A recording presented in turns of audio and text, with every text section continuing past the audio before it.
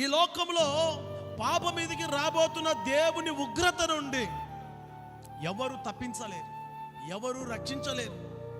మనిషి అడి ఆశలతో పరిగెత్తి సాధించి సంపాదిస్తున్న ఏ ఆస్తి ధనము ఏం చేయలేదు చెప్పండి, రక్షించలేదు. కానీ ఏం రక్షిస్తుంది తెలుసా? నీతి. స్తోత్రం చెబుదా, ఆమెను చెబుదాం సరిగట్టి హల్లెలూయా.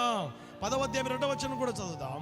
భక్తిహీనుల ధనము వారికి లాభకరము కాదు, నీతి మరణము నుండి రక్షించును. చూసారా, పాపము వలన వచ్చు జీతము మరణం. మరణము నుండి మనల్ని తప్పించున్నది ఏంటంటే నీతి. నీ స్వనీతి కాదు, దేవుని నీతి. ఆమెను చెప్దా. ఆ దైవనీతి ఎవరయ్యా అంటే ప్రభు అయిన యేసుక్రీస్తు.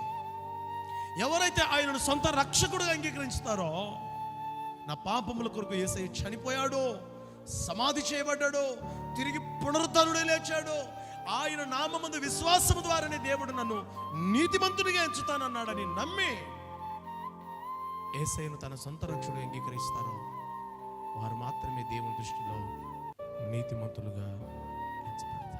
దేవునికి స్తోత్రం కలుగును.